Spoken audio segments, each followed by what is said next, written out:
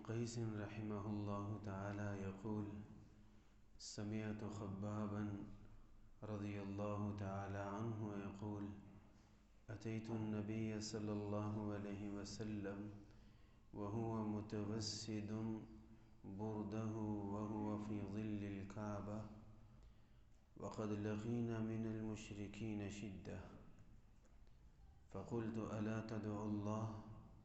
فقعد وهو محمر وجهه فقال: لقد كان من قبلكم ليمشط بمشاط الحديد ما دون عظامه من لحمه أو عصب ما يصرفه ذلك عن دينه، إلى آخر ما قال عليه الصلاة والسلام۔ اللہ تعالیٰ نے دنیا کا قانون بنایا ہے کہ جو چیز قیمتی ہوتی ہے مشکل سے ملتی ہے، جو چیز قیمتی ہوتی ہے اسے حاصل کرنے کے لیے مشقت اٹھانی پڑتی ہے، جو چیز قیمتی ہوتی ہے اسے حاصل کرنے کے لیے اپنے آپ کو مصیبت میں ڈالنا پڑتا ہے۔ دنیا میں عام آدمی پیسے کو بہت قیمتی سمجھتا ہے، اللہ کی نعمت ہے پیسہ، لیکن اتنی بڑی نہیں جتنی ہم سمجھتے ہیں۔ اس سے بڑی اور نعمتیں ہیں، پیسے سے بڑی نعمت ہے اچھے اخلاق۔ ایک آدمی کو پیسہ اللہ نے تھوڑا دیا، اچھی عادات اچھی صفات زیادہ دی ہیں، اللہ کی قسم یہ زیادہ مالدار ہے، اس کو اللہ نے زیادہ نوازا ہے۔ ایک آدمی کو اللہ نے پیسہ تھوڑا دیا ہے، اللہ نے اسے علم زیادہ دیا ہے، تو اللہ کی قسم علم پیسے سے بڑی نعمت ہے، اللہ نے اس کو زیادہ نوازا ہے۔ ایک آدمی کے پاس پیسے تھوڑے ہیں، مزدوری کرتا ہے، گزارا بھی مشکل سے ہی چلتا ہے، کبھی کھاتا ہے کبھی بھوکا رہتا ہے، لیکن 5 وقت کا نمازی، اپنے رب کی رضا کے لیے پابندی سے نماز پڑھنے والا، اللہ کی قسم اللہ نے مالداروں سے زیادہ اس کو دی ہے، اسے مالداروں سے زیادہ دی ہے۔ میں نے عرض کیا پیسہ نعمت ہے اللہ کی، لیکن اتنی بڑی نعمت نہیں جتنی ہم سمجھتے ہیں، ہم نے کچھ زیادہ بڑا سمجھ لیا اس کو۔ تو پیسہ ہی جس کو بڑا سمجھا جاتا ہے، قیمتی سمجھا جاتا ہے، اس کے لیے ہم کتنی مشکلات اٹھاتے ہیں۔ ایک مزدور صبح 8 بجے سے لے کے شام 5-6 تک کتنی مشقت اٹھاتا ہے۔ سردی آ رہی ہے، سردی میں گھر سے باہر نکلنے کو دل نہیں چاہتا، لیکن وہ بارش کے اندر بھی کام کرنے کو تیار ہے۔ گرمی آئے گی اور گرمی میں ہمت نہیں ہوتی 1 منٹ دھوپ میں کھڑے ہونے کی، لیکن وہ کھڑا ہوگا سارے دن کی دھوپ سہ لے گا۔ بھئی یہ اتنی مشکل کیوں اٹھا رہا ہے؟ اس لیے کہ اس کو ایک قیمتی چیز ملے گی شام کو۔ پتہ چلا جو قیمتی چیز لینی ہو، اعلیٰ چیز لینی ہو تو مشقت اٹھانی پڑتی ہے، تکلیف کا سامنا کرنا پڑتا ہے۔ یہ جو بیرون ملک رہتے ہیں، ہم تو کسی اور نظر سے ان کو دیکھتے ہیں، یہاں رہنے والے، ہمارے لیے وہ ہوتی ہے ایک ATM مشین، اور کچھ نہیں، اور کچھ بھی نہیں، نہ بھائی نہ باپ نہ کچھ بھی نہیں۔ یہ اس لیے کہہ رہا ہوں کہ بیرون ملک رہنے والے سے بس ہماری امیدیں اور توقعات وابستہ ہوتی ہیں، ہمیں نہیں پتہ وہ کیسے کما رہا ہے، کن مشکل حالات میں، ہمیں اسے غرض ہی نہیں ہوتی۔ ہم چونکہ اس کے بھائی ہیں، ہم چونکہ اس کے گھر والے ہیں، تو بس آئے دن کوئی نہ کوئی فرمائش ہم کر دیا کرتے ہیں۔ کبھی اس سے پوچھیں بھی صحیح کہ آپ پہ کیا گزرتی ہے، کبھی پوچھیں بھی صحیح۔ میں نے ATM مشین کیوں کہہ دیا اس کو؟ وہ تو باپ ہے، وہ تو بھائی ہے، وہ تو عزیز ہے، دوست ہے۔ یہ لفظ کیوں بولا؟ ساری زندگی کما کما کے اپنی جان مصیبت میں ڈال کے پردیس کاٹ کے اپنی ہر خواہش ہر تمنا کو توڑ چھوڑ کے وہ پیسہ کما رہے ہیں اور ہماری تمنائیں پوری کر رہے ہیں. جس دن وہ کام چھوڑ کے واپس آتا ہے نا، اس دن اسے اندازہ ہوتا ہے کہ میں تو ایک مشین تھا، ان کا میں کچھ نہیں لگتا. ہر ایک کی بات نہیں کر رہا، زیادہ تر یوں ہی ہو رہا ہے، زیادہ تر یوں ہو رہا ہے. ساری زندگی کما کما کے دینے والا جب فارغ ہو کے آتا ہے تو اس کی گھر میں کوئی عزت نہیں ہوتی. تو عرض یہ کہ یہ چونکہ پیسہ ہے وہ کماتے ہیں تو کتنی مشقت کتنی پریشانیوں سے گزر کے کماتے ہیں، کس کس چیز کا سامنا کرنا پڑتا ہے، کتنی سختیاں ان کو سہنی پڑتی ہیں. بس آپ چھوڑ دیں، جو حالات ان پہ گزرتے ہیں وہی سمجھتے ہیں. بس یہ اتنی تکلیف کیوں اٹھائی جا رہا ہے؟ اور ہے ڈٹا ہوا وہاں پہ، ڈٹا ہوا ہے. تکلیف اٹھا کے بھی وجہ یہ ہے کہ قیمتی چیز ملے گی، پیسہ ملے گا، بس اس لیے لگا ہوا ہے. لہٰذا اگر کسی وجہ سے پیسہ ملنا بند ہو تو یہ چوتھے دن واپسی کا سوچے گا کہ بھئی میرے یہاں رہنے کا کیا فائدہ. اپنی جان کو مصیبت میں ڈالا، راحت چھوڑی، آرام چھوڑا، گھر بار چھوڑا، دوست احباب چھوڑے، ماں باپ چھوڑے، بیوی بچے چھوڑے، ہر شے چھوڑ کے، ہر اپنی تمنا توڑ کے، اپنی خواہشات کو چھوڑ کے وہ کس مشکل سے پیسہ کما رہا ہے. اور یہ لگا ہوا کیوں ہے؟ اتنی قربانیاں دے کے کہتے قیمتی چیز ملے گی. میں نے کہا پیسہ اللہ کی نعمت ہے، لیکن اتنی بڑی نہیں جتنی ہم سمجھتے ہیں. اللہ کی قسم اس پیسے سے لاکھوں درجے قیمتی چیز اللہ کا دین ہے، اللہ کا دین ہے. جس نے دین لینا ہے نا اس نے مشقتیں دیکھنی ہیں. جس نے دین لینا ہے، دین پہ مضبوط ہونا ہے، جس نے دین میں آگے بڑھنا ہے اس نے مشکلات کا سامنا کرنا ہے، اس نے مصیبتوں کو گلے لگانا ہے. تو بھئی ہم مشکلیں کیوں اٹھائیں؟ آپ مشکل اٹھا لیں، اس کے بدلے اللہ کائنات کی سب سے پیاری چیز عطا کرے گا، وہ ہے اللہ کا دین. رسول اللہ صلی اللہ علیہ وسلم نے دین اور دنیا ان کا کمپیریزن کیا، تقابل کیا کہ ان دونوں میں فرق کیا ہے. بہت ساری روایات ہیں، میں جو عرض کرنا چاہ رہا ہوں اس روایت میں یوں مذکور ہے. آپ علیہ السلام نے فرمایا کہ اللہ تعالیٰ دنیا کی دولت پیسہ اپنے پیارے کو بھی دیتا ہے اور اپنے دشمن کو بھی دیتا ہے. اپنے پیارے کو بھی دیتا ہے، اپنے دشمن کو بھی دیتا ہے. لیکن فرمایا دین اللہ صرف اسی کو دیتا ہے جس سے پیار کرتا ہے، دوسرے کو نہیں دیتا اللہ پاک دین. ہمارے پاس جو چیزیں ہوتی ہیں نا، ہمارے پاس وہ دو قسم کی ہوتی ہیں. ایک ہمارے پاس ہوتے ہیں معمولی چیزیں،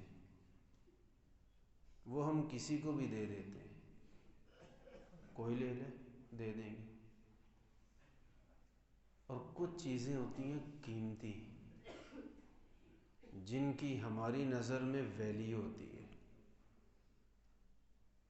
وہ ہم اسی کو دیں گے جو سب سے زیادہ پیارا ہوگا اور سب سے زیادہ اپنا ہوگا، اس کو دیں گے. آپ نے ٹوپی پہنی ہوئی ہے، کوئی دوست کہتا ہے یار یہ ٹوپی بڑی اچھی ہے مجھے دے دو، آپ کہیں گے لے لو. آپ نے کوئی پینسل اچھی سی نکالی لکھنے کے لیے، ایک نے کہا یار بڑی پیاری پینسل ہے یار یہ مجھے دے دو، آپ کہیں گے لے لو.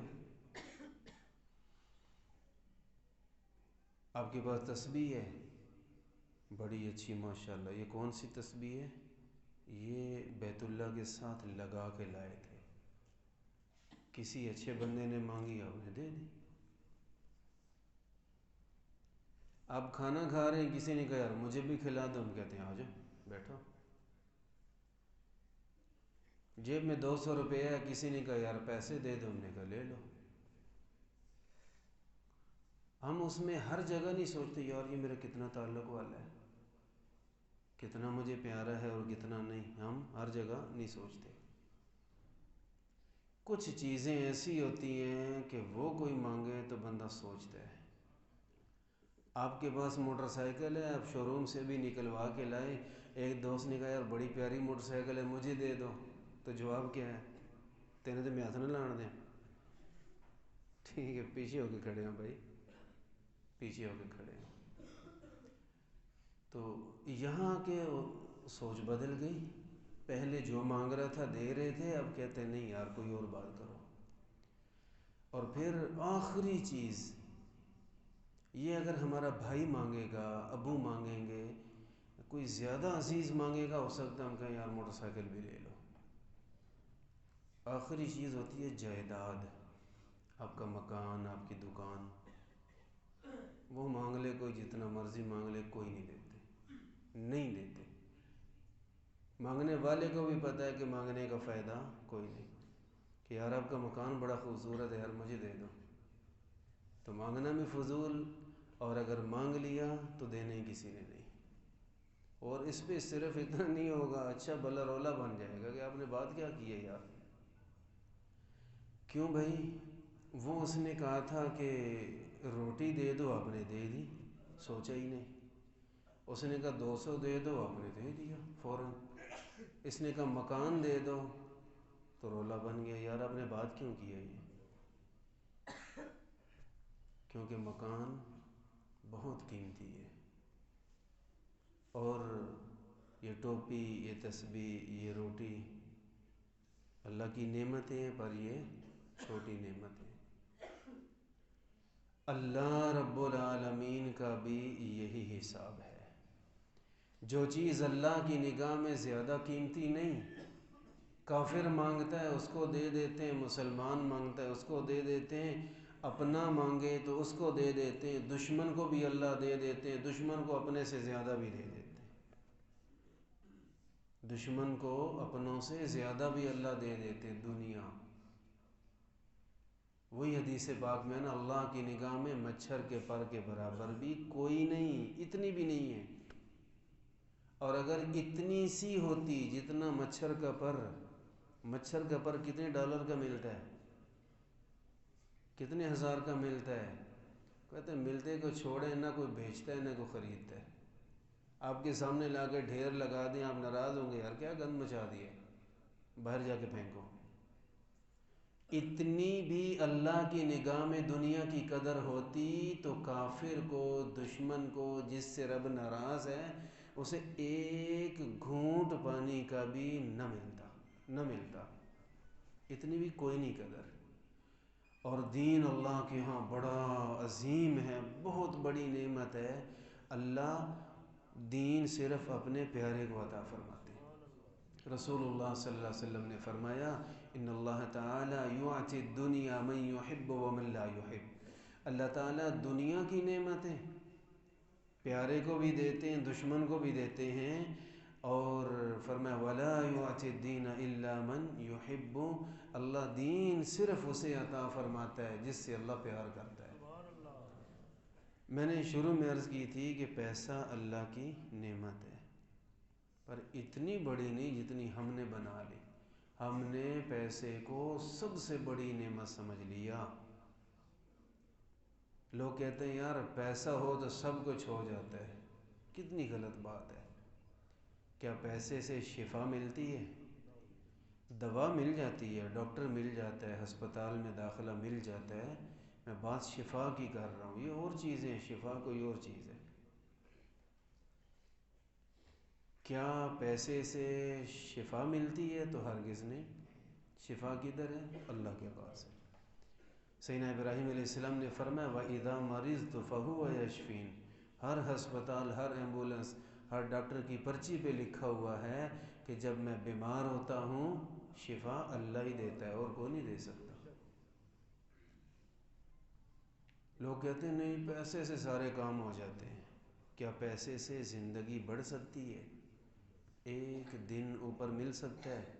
برطانیہ کی ایک ملکہ نے مرتے ہوئے کہا تھا میں ایک دن کے بدلے 1,00,000 پاؤنڈ دینے کے لیے تیار ہوں، مجھے کوئی ڈاکٹر زندگی دے دے.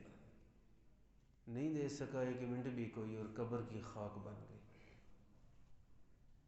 تو پیسے والے پیسے کے باوجود زندگی نہیں بڑھا سکتے. لوگ کہتے ہیں پیسے سے سارا سب کچھ ہو جاتا ہے. نہیں، پیسے سے سب کچھ نہیں ہوتا. پیسے سے عزت نہیں ملتی، نہیں ملتی. وہ جو پیسے والی عزت ہوتی ہے وہ صرف سامنے ہوتی ہے بس. آپ ملیں تو بہت عزت، بڑی رسپیکٹ آپ کی. آپ ادھر جائیں تو پھر پیچھے سونے کیا کہہ رہے ہیں، گالیاں دے رہے ہوتے ہیں. عزت اس کو تو نہیں نہ کہتے، یہ تو دھوکہ ہے. یہ عزت کا لیبل ہے، عزت نہیں ہے. تو پیسے میں عزت نہیں. عزت کس میں؟ اللہ نے دین میں رکھی ہے. کوئی بھی دین والا ہے ماشاءاللہ، نمازی ہے تو اللہ نے ہر نمازی کو عزت دی ہے.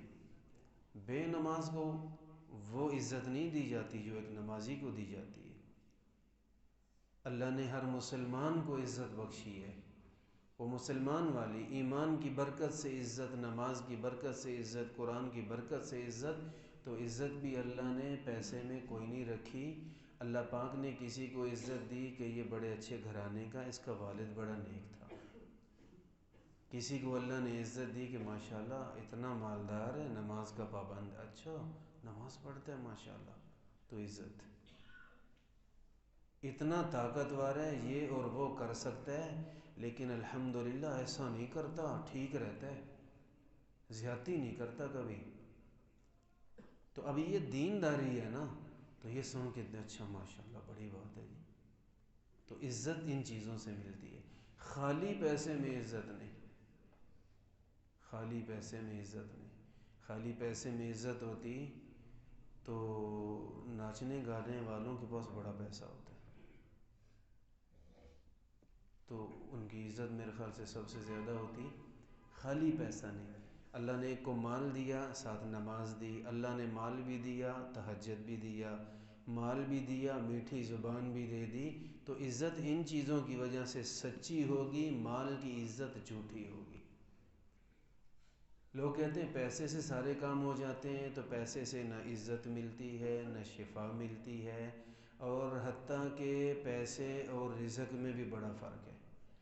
رزق اور چیز ہے، پیسہ اور چیز ہے. رزق وہ ہے جو آپ کے پیسے میں سے آپ کو نصیب ہو گیا، وہ رزق ہے. جائیداد تو بڑی ہے لیکن جھگڑا ہے، کسی نے قبضہ کر رکھا ہے، کیس چل رہا ہے، میں اس میں قدم ہی نہیں رکھ سکتا، تو اس کو رزق تھوڑا کہتے ہیں. پیسہ بہت زیادہ ہے، بہت زیادہ ہے، لیکن گھر میں ذرا سکون نہیں ہے. تو جسے گھر میں سکون نہیں، باہر سے بھی نہیں مل سکتا. یہ وہ چیزیں جو ہم آئے دن دیکھتے ہیں. ایک دوست نے بتایا کہ اس آدمی کو دیکھا، بڑا پیسہ، بڑا مالدار، سیکورٹی گارڈ بڑے، اور پیچھے پیچھے ہسپتال میں بڑے لوگ آئے، لیکن اس سے حال احوال ہوا، پوچھا تو وہ کہہ رہا جی کہ دنیا کی کوئی نعمت میں کھا اور پی نہیں سکتا، مجھے صرف اجازت ہے 1 کپ چائے کی اور ساتھ رس کھا سکتا ہوں، بس رس اور بس. روٹی کھائیں تو نہیں. ایک سے میں ملا، بڑا پلازا اس کا، بڑا اس کا نظام. میں نے کہا سناؤ کیا حال ہے؟ چاند رات تھی، دنیا بڑی خوش تھی. رونے والا ہو کے کہہ رہا ہے میرا کوئی حال نہیں. کیا ہوا؟ کہتا اگر اتنی سی روٹی بھی کھا لوں تو ایمرجنسی میں داخل ہو جاؤں گا، ICU میں جانا پڑے گا مجھے. تو رزق اس کو تھوڑا کہتے ہیں کاغذ گٹھے کر لیے. رزق وہ ہے جو نصیب ہو گیا. تو بہرحال عرض یہ ہے کہ اللہ تعالیٰ نے اس دنیا کا نظام بنایا. قیمتی چیز لینی ہے تو بھائی مشقت اٹھانی پڑے گی، تکلیف اٹھانی پڑے گی. اور بڑی بڑی تکلیف بھی، جتنی چیز قیمتی ہوگی اتنی تکلیف اٹھانی پڑ سکتی ہے۔ اللہ کے نبی صلی اللہ علیہ وسلم کو اللہ نے سب سے زیادہ دین دیا، تو حضور فرماتے ہیں کہ سب سے زیادہ مشقتیں اور تکلیفیں میرے اوپر آئی ہیں۔ ایسے نہیں فرما دیا، ایک دن بھی نبی علیہ السلام کا راحت والا نہیں تھا، ایک دن مبارک زندگی میں پریشانیاں، تکلیفیں، اور اس حال میں تکلیف سے پریشان ہو کے لیٹ نہیں گئے، بلکہ حضور لگے رہے آخر دم تک امت کو سکھاتے رہے۔ اور آپ علیہ الصلاۃ والسلام کا یہ حال تھا کہ آپ علیہ الصلاۃ والسلام نے سب سے زیادہ تکلیفیں اٹھائی ہیں۔ آپ علیہ الصلاۃ والسلام کی تکالیف جن کا آپ علیہ الصلاۃ والسلام نے سامنا کیا ہے، ان میں سے چند ایک کا ذکر کیا جاتا ہے۔ حضرت خباب رضی اللہ تعالیٰ عنہ، یہ بڑے عظیم صحابی ہیں، انہوں نے بڑی تکلیفیں اٹھائیں دین کے لیے، بڑی تکلیفیں۔ یہ فرماتے ہیں کہ مکہ کا دور تھا، آپ علیہ السلام ہجرت سے پہلے مکہ میں تھے، تو ہم بڑی تکلیفیں اٹھاتے، اخیر ہو گئی ہماری صبر کر کے، بڑا ظلم کرتے کافر۔ آپ فرماتے ہیں کہ ایک دفعہ میں حرم پاک میں آیا، رسول اللہ صلی اللہ علیہ وسلم کو دیکھا، آپ کعبہ کے سائے میں تشریف فرما ہے۔ سائے بھی ہوتے ہیں دنیا کے، لیکن کعبہ کے سائے کی کیا مثال ہے، سبحان اللہ۔ وہ کیسا سعادت مند ایمان والا ہوتا ہے جو بیت اللہ کے سائے میں بیٹھا ہو۔ حضور علیہ السلام بیت اللہ کے سائے میں بیٹھے ہیں، کہتے ہیں میں آیا تو ان دنوں بڑی تکلیفیں، بہت، ہر مسلمان، جو چند مسلمان تھے نا، ہر ایک پہ ظلم کی انتہا ہو چکی تھی۔ میں نے حضور سے عرض کیا، کہا آپ اللہ سے بد دعا کیوں نہیں کر دیتے کہ یہ ظالم تباہ و برباد ہو جائیں، آپ بد دعا کیوں نہیں کر دیتے؟ حدیث پاک میں آپ علیہ السلام نے بیت اللہ سے ٹیک لگا رکھی تھی۔ میری یہ بات سن کے حضور کا چہرہ اقدس سرخ ہو گیا، ٹیک چھوڑ دی۔ آپ علیہ الصلاۃ والسلام نے ارشاد فرمایا، لقد كان من قبلكم ليمشط بمشاط الحديد۔ فرمایا کیا بات کہہ رہے ہو؟ آپ سے پہلے والوں نے، جو پہلے نبیوں کے ماننے والے تھے، یہاں تک تکلیفیں دیکھی ہیں کہ کافر ایمان والے کو پکڑ لیتے صرف لا الہ الا اللہ کے جرم میں، اور لوہے کی کنگیاں بنا رکھی تھیں، وہ بدن پہ چلا کے اور سارا بدن، گوشت، پٹھے اور جلد اتار لیتے، ہڈیاں نظر آنے لگ جاتی۔ یہاں تک تکلیفیں برداشت کی، لیکن دین سے ایک قدم پیچھے نہیں ہٹے۔ آپ جلدی کر رہے ہیں کہ میں بد دعا شروع کر دوں، انہی لوگوں کو اللہ نے ہدایت دینی ہے۔ فرمایا کہ یہ حال ہوتا تھا کہ کسی ایمان والے کو پکڑ کے اس کے سر کے درمیان، حدیث میں لفظ ہے مانگ، وہ جو چیر نکالتے ہیں کنگھی کرتے ہوئے، تو مسلمان چیر نکالتے درمیان سے، وہ جو ادھر ادھر والے ہمارے نہیں ہیں، وہ غیروں کے طریقے، سنت ہے درمیان سے چیر نکالنا۔ فرمایا اس کے اوپر لا کے آرا رکھ دیا جاتا، آرا چلا کے زندہ انسان کے دو ٹکڑے کر دیے جاتے۔ وما يمنعه ذلك عن دینه، یہ ظلم بھی اسے اس کے دین سے ہٹا نہیں سکا، اس کے دین سے ہٹا نہیں سکا۔ اور آپ علیہ الصلاۃ والسلام نے ارشاد فرمایا کہ اس دین کو ایک دفعہ پورا تو ہو لینے دو، اس دین کو لوگوں کی زندگیوں میں اترنے دو، اس دین کو نافذ ہو لینے دو، پھر آپ دیکھو گے یہ کوئی کسی پہ ہاتھ اٹھائے اس کا تو تصور نہیں ہے۔ آپ علیہ الصلاۃ والسلام نے ارشاد فرمایا، آپ دیکھو گے ایک آدمی صنعاء کے شہر، یمن کے شہر صنعاء سے چلے گا، جو آج بھی دارالحکومت ہے یمن کا صنعاء سے چلے گا، حضرموت تک جائے گا، ہزاروں میل کا سفر اکیلا کرے گا، کسی کی جرت نہیں ہوگی اس پہ ہاتھ اٹھانے کی، کسی کی جرت نہیں ہوگی ہاتھ اٹھانے کی۔ آج تو آپ گھر سے باہر نکلتے ہو مشرک پکڑ کے مارنا شروع کر دیتے ہیں۔ اس دین کو غالب آنے دو۔ آپ نے اس دین کے غالب آنے کا فائدہ کیا بتایا؟ امن۔ کیا فائدہ بتایا؟ امن، کہ دین غالب آئے گا، امن مل جائے گا تمہیں۔ بد امنی، خوف و ہراس، ایک دوسرے پہ زیادتی، یہ ختم ہو جائے گی، مٹ جائے گی۔ اور انسانی زندگی کا سب سے بڑا مسئلہ یہ ہے کہ انسان کو امن ملے۔ دنیا کی ہر نعمت ہو لیکن امن نہ ہو، جان کی پناہ نہ ہو تو ہر نعمت بیکار لگتی ہے۔ تو لہٰذا امن جو ہے وہ اللہ نے اس دین میں رکھا ہے، اور جتنا ہم دین پہ آئیں گے امن پائیں گے، جتنا دین سے پیچھے ہٹیں گے بد امنی ملے گی۔ دین پہ ایک فرد آئے گا تو اللہ اس کو امن دے دے گا، دین پہ پوری قوم آئے گی، پوری قوم کو امن ملے گا۔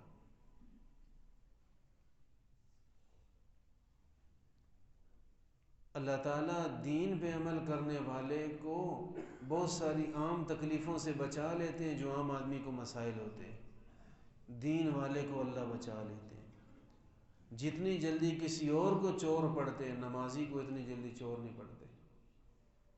نمازیوں کے گھر میں اتنی جلدی واردات نہیں ہوتی، بہت کم، اور کہیں 100 ہوں گی تو کسی ایک نمازی کے ساتھ ہوگا، کسی قرآن والے کے ساتھ، کسی تہجد والے کے ساتھ، کسی لوگوں کا بھلا کرنے والے کے ساتھ اتنی جلدی مسائل نہیں بنتے۔ آزمائش کسی پہ بھی آ سکتی ہے، آزمائش اور چیز ہے، لیکن یہ مصیبتیں اس طرح نہیں آتی جتنی مصیبتوں میں عام آدمی گھرا ہوا ہے۔ تو یہ اللہ کی بڑی مہربانی ہوتی ہیں۔ کوئی اکیلا ہی دین پہ آ جائے نا تو اللہ اس کو، اس کے گھر کو تو امن اور سکون دے دیتے۔ اور اگر پوری قوم دین پہ آئے گی تو ہر طرف امن ہی امن ہوگا، ترقی ہی ترقی ہوگی۔ دین کی طرف آنا انسان کی سب سے بڑی سعادت ہے، سب سے بڑی سعادت۔ یہ زندگی بنی دین کے لیے ہے، زندگی کا ایک ایک سانس اللہ نے دین کے لیے بنایا، دین کے لیے۔ باقی دنیا، رشتہ داری، برادری، دوست احباب، آنے جانے، غم خوشی، یہ بعد کی باتیں ہیں ساری۔ زندگی بنی ہی دین کے لیے ہے۔ تو آپ علیہ الصلوۃ والسلام نے فرمایا کہ پہلے لوگ کتنی زیادہ تکلیفیں اٹھایا کرتے تھے، اور کچھ لوگ وہ ہوتے ہیں کہ دین کے لیے معمولی تکلیف بھی نہیں برداشت کرتے، اگر تھوڑی سی زحمت بھی گوارا نہیں کرتے۔ ایسے لوگوں کا انجام اچھا نہیں ہوتا۔ یہ صحابی فرما رہے ہیں، میں بخاری شریف سے حدیثیں پڑھ رہا ہوں، صحابی فرما رہے ہیں کہ آپ علیہ الصلوۃ والسلام نے سورۃ النجم پڑھی، اور سورۃ النجم میں آپ علیہ الصلوۃ والسلام نے آیت سجدہ پڑھی، تو آپ علیہ السلام نے بھی آیت سجدہ پڑھ کے سجدہ کر دیا، اور بہت سارے جو صحابہ تھے سب نے سجدہ کر دیا۔ وہاں ایک آدمی بیٹھا تھا جو ایمان والا نہیں تھا، تو سب نے سجدہ کیا تو اس نے کیا کیا، مٹھی بھری مٹی کی اپنے ماتھے سے لگا لی۔ کسی نے بعد میں کہا یار سب نے سجدہ کیا آپ نے نہیں، وہ کہتا یار مجھے اتنا ہی کافی ہے۔ دین سے بہت پیچھے رہا نا، سجدہ تو بڑی کمال کی چیز ہے۔ اور اس آدمی نے دین کا مذاق بھی اڑایا۔ دین کا طریقہ یہ ہے کہ اپنا سر زمین پہ رکھو، اس نے زمین کا حصہ اٹھا کے سر سے لگایا، تو یہ دین کا مذاق اڑا رہا ہے۔ یہی راوی صحابی فرماتے ہیں کچھ عرصے بعد میں نے دیکھا کہ یہ کفر کی حالت میں قتل ہو گیا، گندا انجام ہوا اس کا۔ اللہ کے دین کے بارے میں بولتے ہوئے سوچیں میں کیا کہاں بول رہا ہوں۔ میں اکثر عرض کیا کرتا ہوں خاص طور پہ نوجوانوں کو، ہنسی مذاق کریں اچھی بات ہے، برائی نہیں ہے اس میں، لیکن ایسا ہنسی مذاق جس سے کسی کا دل ٹوٹے، کسی کی بےعزتی ہو رہی ہے ہم بےعزتی کر کے خوش ہو رہے ہیں، ایسا نہ ہو۔ اور ایسا ہنسی مذاق جس میں دین کی کسی بات کا مذاق اڑا بیٹھیں، یاد رکھیں دین کا مذاق اڑانا کھلا کفر ہے۔ کسی آدمی نے اذان کی نقل اتاری، قرآن پاک کی تلاوت کا مذاق، نماز کا مذاق، مسجد کا مذاق، عالم دین کا مذاق، حافظ قرآن کا مذاق، نعت کا مذاق اڑا دیا، تو یہ مذاق اڑانے والا اپنے ایمان سے کھیل رہا ہے، اپنے ایمان سے جائے گا۔ ہنسی مذاق کریں لیکن جو دین سے ریلیٹڈ چیزیں ہیں، دین سے متعلقہ چیزیں ہیں، کبھی بھی ان پہ نہ بولیں ہنسی مذاق میں۔ یہاں جب بات کریں سنجیدگی سے کریں، یہاں جب بھی بات کریں سنجیدگی سے کریں۔ انسان خطا کار ہے، گناہ بھی ہو جاتے ہیں، ظلم زیادتی انسان کر بیٹھتا ہے، لیکن جب اللہ کی بات، اللہ کے رسول کی بات، صحابہ کرام کی، اہل بیت اعظام کی، قرآن پاک کی، حدیث پاک کی بات آئے، اولیاء کرام کی بات آئے، زبان کو لگام دے لے، سوچ کے بولے۔ تو اس آدمی نے دین کا مذاق اڑایا اور نتیجہ یہ نکلا کہ قتل ہوا، اور وہ بھی کفر کی حالت میں۔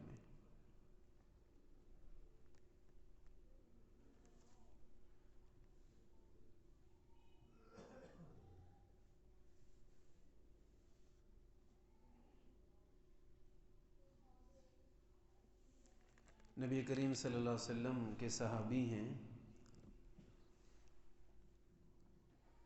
سیدنا حضرت عبداللہ رضی اللہ تعالیٰ عنہ، فرماتے ہیں کہ مکی دور تھا ہجرت سے پہلے، رسول اللہ صلی اللہ علیہ وسلم جن کے لیے اللہ نے کائنات بنائی، یوں کہہ لیں کہ اگر ہم راحت چاہتے ہیں نا، اللہ کی نعمت ہے راحت، جن کے لیے اللہ نے راحت پیدا کی، مل تو ہمیں بھی گئی لیکن بنی ان کے لیے، جن کے لیے اللہ نے عزت پیدا فرمائی،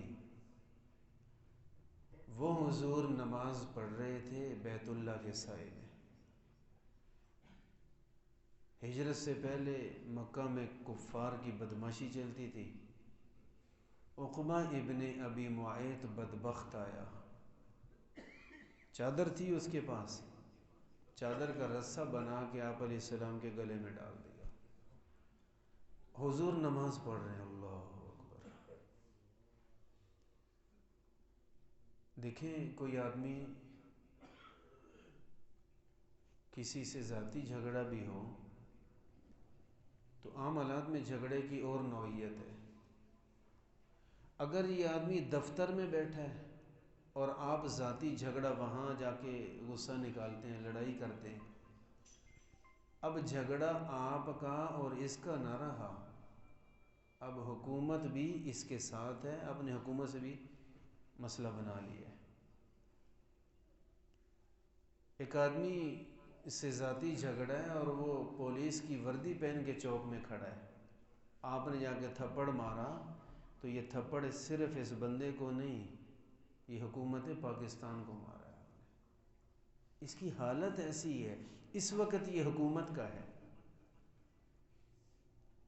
جو نمازی نماز پڑھ رہا ہوتا ہے نا، صرف وہ ہمارے دوست یا محلے دار نہیں ہوتا، اس وقت یہ اللہ والا ہے، اس کے ساتھ کوئی زیادتی کی تو آپ نے اللہ رب العالمین سے جنگ چھیڑی ہے۔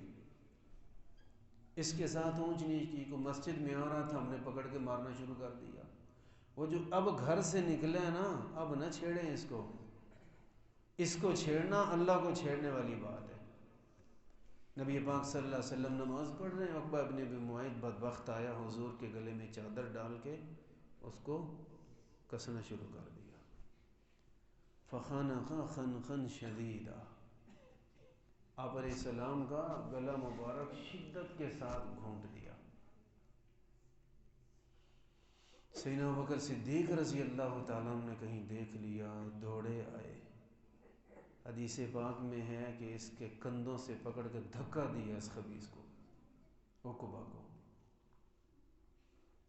آپ علیہ السلام کے گردن مبارک سے چادر نکالی اور عقبہ سے کہا اتقتلون رجلا ان یقول ربی اللہ۔ کیسے بدبخت لوگ ہو، صرف اس لیے تکلیفیں دے رہے ہو اور جان سے مارنا چاہتے ہو کہ حضور فرماتے ہیں کہ میرا رب اللہ ہے۔ یہی جرم ہے نا۔ یہ جو سیدنا ابوبکر صدیق نے مداخلت کی ہے نا، یہ خودکشی سے کم نہیں تھی۔ مداخلت اس دور میں کرنا، ان میں سے ایک کو چھیڑے پورے مکہ کے سارے غنڈے اکٹھے ہو جاتے۔ اپنی جان پہ کھیل کے سیدنا صدیق اکبر رضی اللہ تعالیٰ عنہ نے اس خبیث کو پیچھے ہٹایا، حضور کی حفاظت کی۔ اور ایسے بدقسمت بھی ہیں جنہیں ابھی ابو بکر کا مخلص ہونا سمجھ نہیں آتا، کبھی یہ الزام کبھی وہ الزام، کبھی کچھ کبھی کچھ۔ جس پہ دل مطمئن نہ ہو نا، جس پہ دل مطمئن نہ ہو، وہ تہجد بھی پڑھ رہا ہو، بندہ کہتا ہے اس میں بھی کوئی شرارت ہی ہوگی، یہ کسی چکر میں پڑھ رہا ہے تہجد۔ کیوں بھلا کہ ہمارا دل اس پہ مطمئن نہیں۔ اور جس سے دل راضی ہو بندے کا، اپنا دوست ہو، عزیز ہو، ہم آج کل اس سے بڑے خوش ہیں، اس کو اپنی آنکھوں سے دیکھ لیا کہ کسی کی جیب میں ہاتھ ڈال کے جیب کاٹ رہے ہیں، تو پھر بھی ہم کہیں گے یار خیر ہے، مہنگائی بڑھی ہے، مجبوری ہے، بندہ پھر اور کیا کرے، یہی کرنا ہے۔ اب نہیں یہ سب خرچے پورے ہوتے، اب ہم خود اس کی حمایت کریں گے۔ تو خلل جو ہے وہ زیادہ ادھر ہوتا ہے، صحابہ پہ بھونکنے والے کا خلل دماغ میں ہے، ادھر صحابہ کی شان میں کوئی فرق نہیں۔ حضرت تھانوی رحمہ اللہ نے ایک واقعہ لکھا، دیہاتی عورتیں تھیں، چھت پہ چڑھی، چاند نظر آنا تھا عید کا، تو ایک عورت کا چھوٹا سا بچہ تھا، وہ بچے کی پیمپر شیمپر صاف کیا، اس نے ہاتھ پہ نجاست لگی ہوئی، دھیان نہیں تھا، چاند نظر آ گیا جی، سب خوش ہو رہی ہیں، تو ایسے کر کے جیسے عورتوں کا سٹائل ہوتا تھا، ایسے کر کے یار یہ چاند تو چڑھا ہے عید کا لیکن بدبودار ہے، بدبو بڑی آ رہی ہے چاند سے۔ بھئی بدبودار چاند نہیں ہے جناب، یہ آپ کے اپنے اوپر نجاست لگی ہوئی ہے۔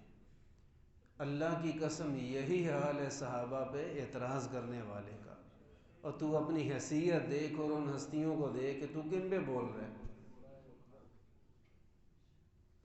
آج کے لوگ عدالت لگا کے بیٹھے، فلاں صحابی نے ایسے کر دیا، فلاں نے ایسے کر دیا، تو اپنی حیثیت دیکھ یار،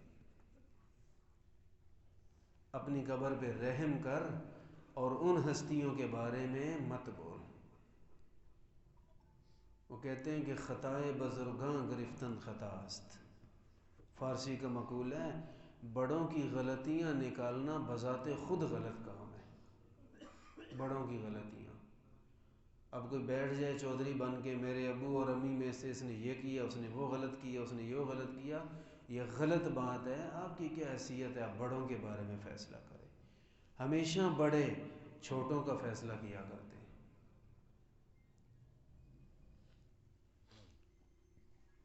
نبی کریم صلی اللہ علیہ وسلم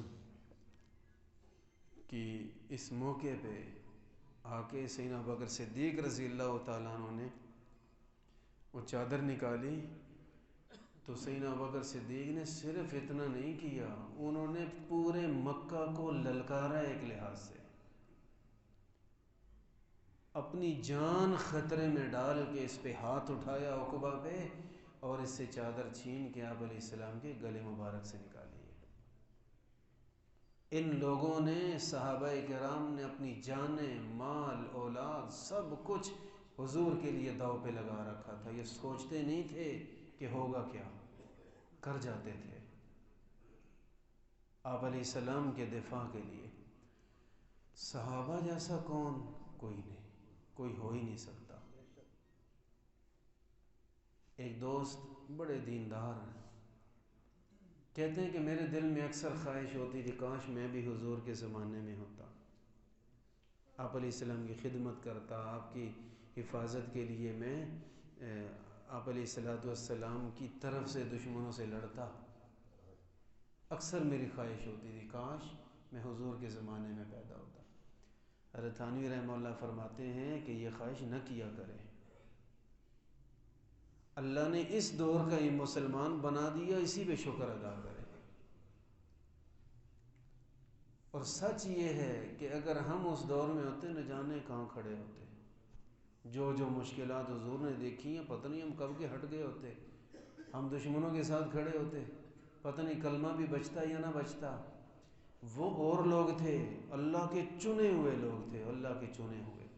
حضور فرماتے ہیں ساری مخلوقات میں سے اللہ نے ختم نبوت کے لیے مجھے چن کر نکالا، اور فرمایا پھر میرے ساتھ جڑنے والے صحابہ کو اللہ نے ساری مخلوقات میں سے چن چن چن چن کے رکھا۔ یہ حضور خود فرما رہے ہیں۔ تو ان جیسا کوئی نہیں ہو سکتا۔ میں کہوں کہ میں بھی اسی دور میں ہوتا، میں بھی کوئی فلاں صحابی ہوتا، نہیں، ہماری حیثیت ہی نہیں ہے اتنی۔ ہم اس قابل ہوتے اللہ ضرور چنتا۔ یہ جو نہیں نہ چنا اللہ نے تو کوئی خلل تھا، اس نے مہربانی کی ہے، چلو یار کلمہ تو پڑھ رہے ہیں آج۔ جو خطرات حضور علیہ السلام کی طرف آتے تھے پتہ نہیں ہم وہاں مسلمان بھی رہتے یا نہ رہتے۔ یہ ساتھی نیک بڑے تھے، کہتے کاش میں حضور کے دور میں ہوتا، میں بھی صحابہ کرام کی طرح آپ علیہ السلام سے محبت کرتا، خدمت کرتا۔ ایک مرتبہ خواب دیکھا کہ میں نے یوں خواب دیکھا میں گاڑی چلا رہا ہوں، رسول اللہ صلی اللہ علیہ وسلم میرے ساتھ تشریف فرمائے، آگے پچھلی سیٹوں پہ صحابہ کرام ہیں، چاروں خلفاء، سیدنا ابوبکر صدیق، سیدنا عمر، سیدنا عثمان، سیدنا علی رضی اللہ تعالیٰ۔ کہتے پہاڑی علاقہ ہے جہاں میں چلا رہا ہوں اور سڑک نیچے اتر رہی تھی، اچانک گاڑی کی بریکیں فیل ہو گئی، میں نے خواب دیکھا، کہتا میری تو جان نکلنے والی ہو گئی یار، ہماری خیر ہے حضور پہ آنچ نہ آئے۔ کہتے کسی طرح میں نے گاڑی کو روکا، میں دوڑا کو پتھر اٹھا کے ٹائر کے آگے رکھوں، یہی حل ہوتا ہے پھر، پتھر اٹھا کے ٹائر کے آگے رکھوں۔ کہتے میں دوڑ کے گیا، پتھر اٹھا کے لایا تو کیا دیکھا، چاروں صحابہ نے ہر ایک نے ایک ایک ٹائر کے آگے اپنا سر دیا ہوا ہے۔ کہاں ہماری سوچ اور کہاں صحابہ کی سوچ۔ میں گاڑی روکنے کے لیے پتھر ڈھونڈتا ہوں اور وہ سوچتے نہیں اپنا سر دے دیتے۔ ان کو ہم نہیں پہنچ سکتے۔ کہتے میں اٹھا، میں نے معافی مانگی، یا اللہ وہ بڑے لوگ تھے، وہ ان کا مقابلہ کوئی نہیں کر سکتا۔ اور اللہ کا انتخاب ہے، اللہ نے جسے چنا ہے تو وہ انتخاب کتنا کمال کا ہوگا۔ لوگ صحابہ پہ اعتراض کرتے ہیں، اگر اعتراض صحابہ پہ جو کرتا ہے نا، اس کا اعتراض یہاں رک نہیں جاتا، یہ اعتراض حضور تک جاتا ہے۔ صحابہ کون ہیں؟ جن کی تربیت میرے نبی نے فرمائی، وہی ہے نا حضور کے شاگرد ہیں، دن رات حضور قرآن سکھا رہے ہیں، حدیث سکھا رہے ہیں۔ آج میرے مدرسے کا کوئی بچہ شرارت کرے، آپ کہیں گے یار ان کے مدرسے کے بچے ایسے ہوتے ہیں، ایک شرارت کرے آپ کہیں گے سارے ہی ایسے ہوتے ہیں۔ خیر، تو استاد کی بات تو آتی ہے کہ یار تربیت میں کمی ہے، اور بھائی ہم خود کمزور ہیں، ہم کسی کو فرشتہ تو نہیں بنا سکتے، ہمارے شاگرد غلطیاں بھی کریں گے، کوتاہیاں بھی کریں گے، لیکن میرے شاگرد کی بات میرے اوپر آئے بھی صحیح تو میں خود بھی کوئی کمال والا نہیں، کیا ہوا؟ لیکن جو صحابی پہ اعتراض کرتا ہے یہ استاد تک بات جاتی ہے، اور حضور کی ذات پہ اعتراض کفر کے سوا کچھ نہیں۔ اور جو حضور پہ اعتراض، صحابی پہ اعتراض کرتا ہے، یہ حضور پہ بھی نہیں رکتا، اللہ کی ذات تک جاتا ہے۔ کیونکہ حضور علیہ السلام خود فرماتے ہیں حدیث پاک میں، اللہ نے میرے لیے میرے صحابہ کو چنا، سلیکٹ کیا۔ تو یہ انتخاب کرنے والی ذات پہ اعتراض ہے کہ کیسے لوگ چن لیے۔ اللہ کی علم و حکمت پہ سوال اٹھتا ہے کہ کیسے لوگ منتخب کر لیے۔ اگر صحابہ میں خلل ہوتا، صحابہ تو وہ ہیں قرآن کی ہر آیت صحابہ کو جنتی کہتی ہے، صحابہ تو وہ ہیں جن کے ایمان کا تذکرہ اللہ کرتے ہیں، صحابہ تو وہ ہیں جن کے ایمان صرف زبان پہ نہیں دل کے اندر اتر چکا تھا، یہ بھی اللہ نے قرآن بنا کے اتارا۔ صحابہ تو وہ ہیں کہ جن کے دل میں اترا ہوا ایمان نکل نہیں سکتا، اللہ نے یہ بھی لکھا، فرمایا جس طرح لوہے پہ لکیر نہیں مٹتی اسی طرح صحابہ کے دل سے ایمان نہیں مٹ سکتا۔ صحابہ تو وہ ہیں جن کے بارے میں اللہ فرماتے ہیں ہم نے ان کے دلوں میں ایمان اتارا اور انہیں ایمان سے محبت بڑھی ہے۔ جس سے محبت ہو وہ دل سے نکلتا ہے، جس سے محبت ہو وہ دل سے نکلتا ہے، نہیں نکلتا۔ تو انہیں ایمان سے محبت تھی تو ان کے دل سے تو ایمان کا نکلنا ناممکن ہے۔